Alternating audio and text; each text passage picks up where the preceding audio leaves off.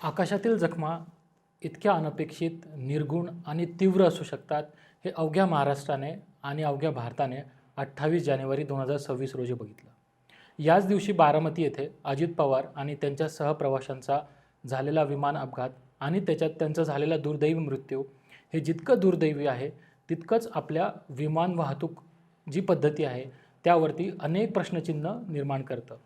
मित्रांनो, आपण जर इतिहासाची पानं उलटून बघितली तर भारताचा इतिहास अशा अनेक आकाश जखमांनी भरलेला आहे. त्यात मग 1960च्या दशकात होमी बाबा यांचा झालेला अपघात असो, संजय गांधी यांचा अपघात असो, त्यानंतर अरुणाचल नुकतेच 2011मध्ये अरुणाचलचे त्या तत्कालीन मुख्यमंत्री दोरजी खंडू असोत, 2020च्या आसपास बिपिन रावत, भारताचे पहिले CDS बिपिन रावत असो, हे असे अनेक हिरे भारताने गमावलेले आहेत. आणि मागच्याच वर्षी अहमदाबाद विमान अपघात असो. तर मित्रांनो, हा एक प्रश्न निर्माण होतो की असे इतकं अत्याधुनिक तंत्रज्ञान असतानाही हे अपघात वारंवार का होत आहेत. तर याच संवेदनशील विषयावरती आज आपण चर्चा करणार आहोत.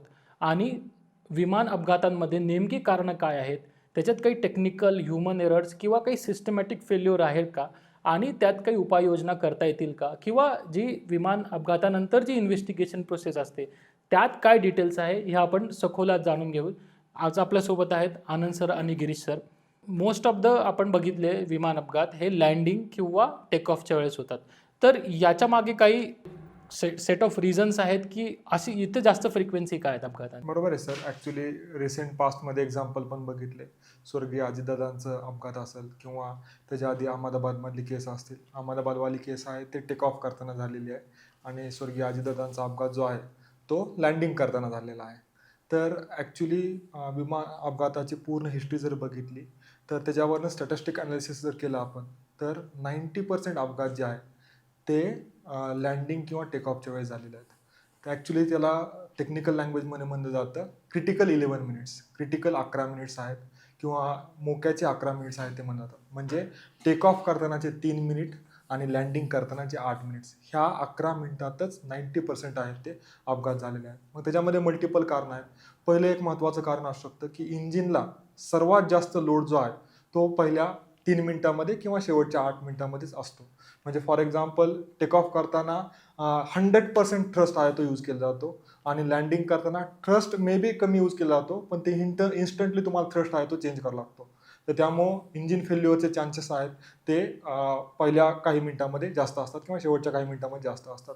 दुसरं महत्त्वाचं त्याच्याशीच रिलेटेड रिझन आहे, ह्या मिनिटांमध्ये ह्या मोक्याच्या क्रिटिकल 11 मिनिट्समध्ये आहेत ते पायलटला भरपूर कामं हाताळावी लागतात. जसं फॉर एक्झाम्पल फ्लिप स्विच करणं असेल किंवा गिअर शिफ्ट करणं असेल, स्पीड कंट्रोल करणं असेल, ATCशी कंटिन्युअसली कम्युनिकेट करणं असेल, चेकलिस्ट व्हेरीफाय करणं असेल किंवा बाकीचे सगळे पॅरामीटर्स चेक करणं असेल. हे सर्व एकाच वेळेस भरपूर गोष्टी डेटा आहे तो पायलटला आहे तो मॅनेज करावा लागतो. त्यामुळे तिथं ह्युमन एररची शक्यता आहे. तिसरं ह्याच्याशीच रिलेटेड महत्त्वाचं कारण आहे की नॉर्मली आपण जे बघितलं फ्लाईट ती लोअर स्ट्रॅटोस्फिअरच्या ह्याच्यामध्ये जाते, पण जेव्हा तुम्ही टेक ऑफ करता किंवा लँड करता त्यावेळेस मात्र वातावरणात इंटर करावं लागतं आणि त्यावेळेस तुम्हाला एअर टर्ब्युलन्स, वारा किंवा फॉग यासारख्या काही वातावरणाचे प्रॉब्लेम आहेत ते फेस करावं लागतात. आणि त्याबरोबर पक्ष्यांमुळे पण झालेले अपघात आहेत किंवा त्याच्यामुळं पॉवर लाईन्सला टच झालेले काही अपघात आहेत. अशासारखे इन्सिडेंट पण आहेत ते होतात. आणि अजून लास्ट बट नॉट लिस्ट आहे तर तुम्हाला मार्जिन एरर जे आहे फार कमी असतं ह्या टाईममध्ये. का कमी असतं? कारण की तो क्रिटिकल स्पीड आहे तो टेक ऑफच्या वेळेस वेगळा असतो आणि लँडिंगच्या वेळेस थोडाच मेंटेन करावा लागतो. जर त्या क्रिटिकल स्पीडपेक्षा जर तुमचा स्पीड कमी असेल टेक ऑफच्या वेळेस तर विमान क्रॅश होऊ शकतं आणि लँडिंगच्या वेळेस जर क्रिटिकल स्पीडपेक्षा जास्त स्पीड असेल तर तुमचं विमान क्रॅश होऊ शकतं. तर त्यामुळं आपले 90% अपघात जे आहे लँडिंग किंवा टेक ऑफच्या वेळेस होतं. सर, एक सगळ्यांनी शब्द पण ऐकला असेल तो ब्लॅक बॉक्स अपघातानंतर. तर ह्या ब्लॅक बॉक्स नेमकं काय असतो आणि तो इतकं क्रुशियल काय आहे इन्व्हेस्टिगेशनमध्ये, जेव्हा एखादी क्रॅश नंतर ब्लॅक बॉक्समधला डेटा मिळेल किंवा अजून त्याच्यामध्ये काय मिळेल, तर तो इतका क्रुशियल काय, त्याच्यात नेमकं काय असतं? सर, ब्लॅक बॉक्स हे एक ऑस्ट्रेलियन शास्त्रज्ञांनी शोधून काढलेली टेक्निक आहे, वेळेनुसार अपग्रेड झालेली आहे. तर हा ब्लॅक बॉक्स नेमकं काय असतो तर याच्यात 2 इक्विपमेंट्स असतात. एक इक्विपमेंट आहे की फ्लाईट डेटा रेकॉर्डर आणि एक आहे कॉकपिट व्हॉइस रेकॉर्डर. आता कॉकपिट व्हॉइस रेकॉर्डर काय करतं की जिथे पायलट्स असतात, जे कॉकपिट जे त्यांचं केबिन असतं, तिथला आवाज रेकॉर्ड केला जातो. मग पायलट्स काय म्हणतायत हे असेल, किंवा ATC कडून काय सूचना येत होती, किंवा कोणते अलार्म्स वाजत होते का, तर ह्या वेगवेगळे जे आवाज आहेत ते रेकॉर्ड केलं जातं ब्लॅक बॉक्समध्ये. दुसरं आहे की फ्लाईट डेटा रेकॉर्डर. आता फ्लाईटचे खूप म्हणजे कॉम्प्लेक्स प्रोसेस आहे, तर फ्लाईटचे वेगवेगळे पॅरामीटर्स हे ते रेकॉर्ड ठेवतं. काय पॅरामीटर्स असू शकतात, अल्टिट्यूड असू शकतं, प्रेशर किती आहे तिथे, विंड स्पीड किती आहे, विमानाची स्पीड किती आहे, असे वेगवेगळे पॅरामीटर्स त्यात रेकॉर्ड केले जातात. आता हे जे ब्लॅक बॉक्स आहे ते कुठे असतं नेमकं, तर ते विमानातच असतं, मागच्या बाजूला असतं. मागच्या बाजूला असायचं काय कारण आहे की विमान अपघात पुढून अपघात व्हायचा चान्स जास्त आहे. तर मागे जर ब्लॅक बॉक्स आहे तर तो वाचण्याचा, सेफ राहण्याचा खूप जास्त पॉसिबिलिटी असते. आणि या ब्लॅक बॉक्सची टेस्टिंग खूप डिफिकल्ट हीट कंडिशन्स असतील, म्हणजे प्रेशर टेस्टिंग असेल, याने केली जाते, जेणेकरून क्रॅश नंतरही ते सेफ राहावं. ते इन्व्हेस्टिगेटर्सला भेटल्यावर त्याच्यातून जो डेटा मिळतोय, याच्या एवढा इम्पॉर्टंट डेटा कोणताच नसतो, ज्याच्या मदतीने इन्व्हेस्टिगेशन, एक रिव्हर्स इंजिनिअरिंग म्हणू शकतो आपण, की त्या पद्धतीने एक इन्व्हेस्टिगेशन केलं जातं ह्या वेगवेगळ्या ज्या इन्फॉर्मेशन त्यांना मिळतात त्याच्या थ्रू. म्हणजे आपण ब्लॅक बॉक्सने एक ऑब्जेक्टिव्ह आणि सायंटिफिक आपल्याला इन्व्हेस्टिगेशन मिळतं, नाहीतर मग अनेक कॉन्स्पिरसीज त्यामुळं येतात. तर ब्लॅक बॉक्स त्याला क्लॅरिफाय करतो. पण एक गोष्ट अजून आहे सर, की या ब्लॅक बॉक्स च्या रिपोर्ट यायला किंवा ह्याच्या प्रोसेसिंगला खूप वेळ जातो आता, किंवा त्या बऱ्याचदा डिस्क्लोज केल्या जात नाहीत. याची काय प्रोसेस आहे, किंवा याला इतका वेळ का लागतो? ॲक्च्युली सर बघितलं, अहमदाबादचा अपघात झाला, त्याचा अजून रिपोर्ट नाही आलेला. किंवा इमिजिएटली लोकांना आपण इमोशनल झालो होतो सगळेच स्वर्गीय अजितदादा गेल्यानंतर, तर त्यावेळेस लोकांना इमिजिएट काहीतरी आन्सर पाहिजे होतं. तर ते डिमांड होणं साहजिकच आहे की बाबा इमिजिएट इन्व्हेस्टिगेशन आणि त्याचा रिपोर्ट आला पाहिजे. पण ह्याच्यामध्ये भरपूर टेक्निकल गोष्टी आहेत. का? कारण की आता सरांनी जसं ब्लॅक बॉक्स सांगितलं, तर ब्लॅक बॉक्सचा जो डेटा आहे तो भरपूर टेराबाईट डेटा आहे तुमचा. तर तो डिकोड करायची व्यवस्था आजही या मुवमेंटला इंडियामध्ये नाही आहे. ते जगामध्ये 2च ठिकाणी होतं. कुठं? एकतर फ्रान्सला, नाहीतर USA ला. 2च ठिकाणी तुम्ही मग ब्लॅक बॉक्स आपला आहे तो तिकडं पाठवा लागतो. तर ते प्रोसिजर प्रॉब्लेम आहे. दुसरं, त्या प्रोसेसमध्ये तुम्हाला भरपूर लोकांशी किंवा स्टेक होल्डर्स आहेत त्यांच्याबरोबर कन्सल्टेशन करावं लागतं. तर त्यामुळे त्याला प्रोसिजरल डिले आहे ते होतो.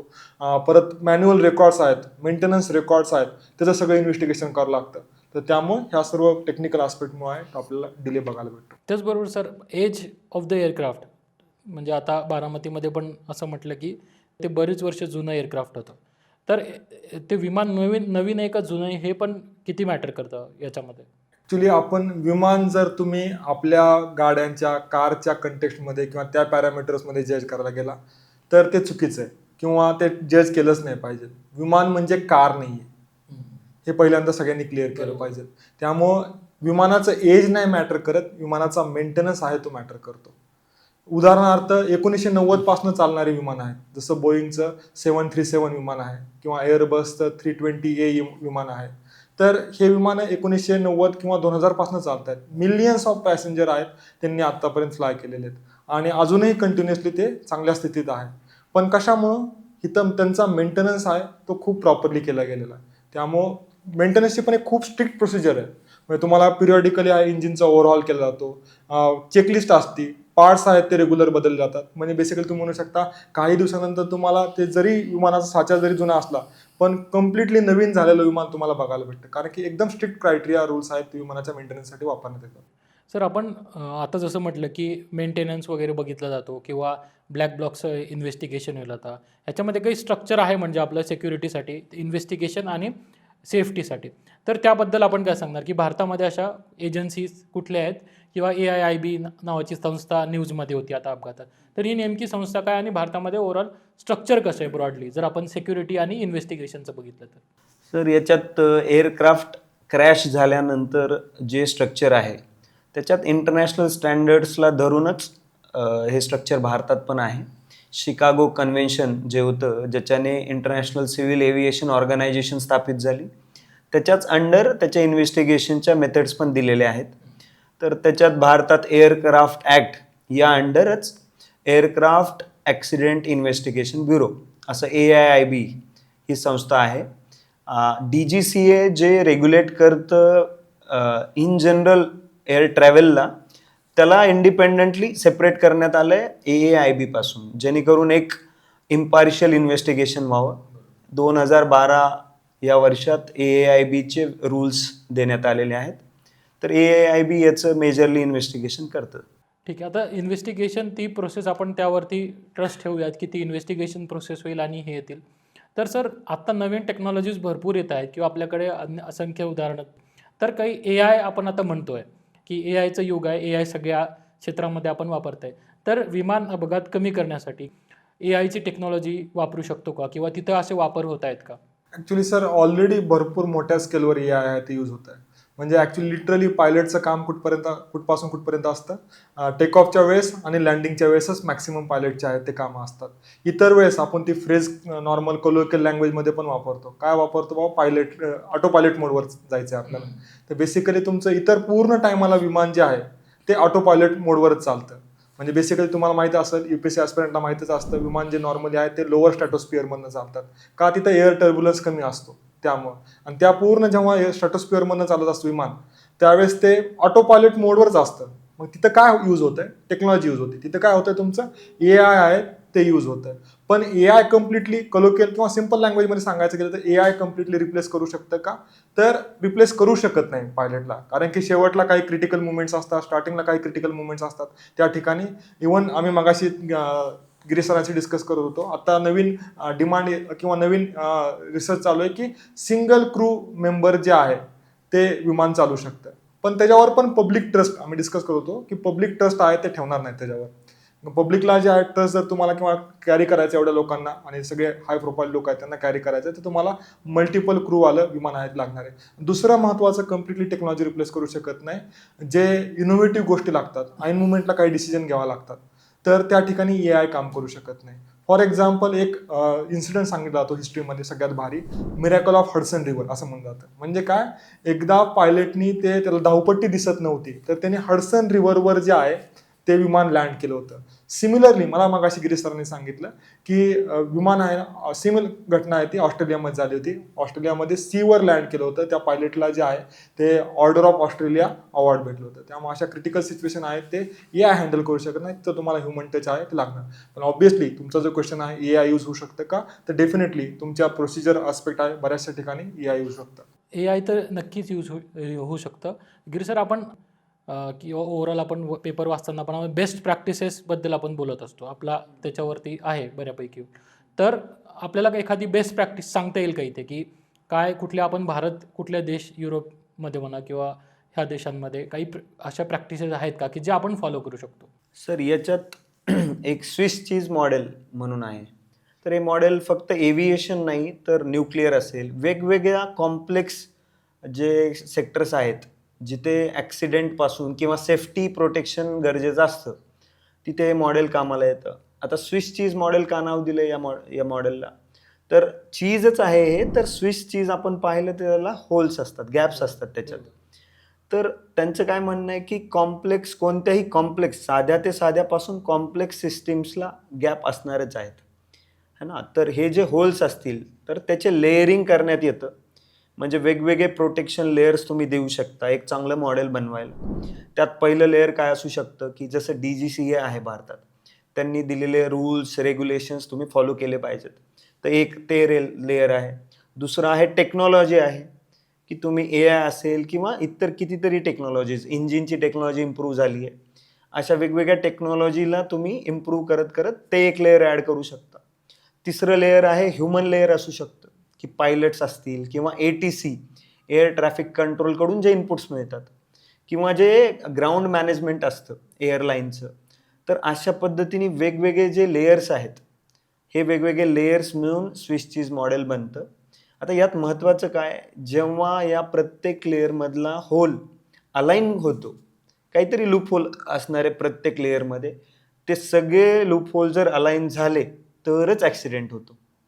उदाहरणार्थ, जर पायलटकडून काही चूक झाली तर लगेच टेक्नॉलॉजीचं त्याला अलार्म येतो, लगेच त्याला इनपुट येतं आणि मग पायलट आपली चूक सुधारू शकतो. अशा केसमध्ये ॲक्सिडेंट होत नाही.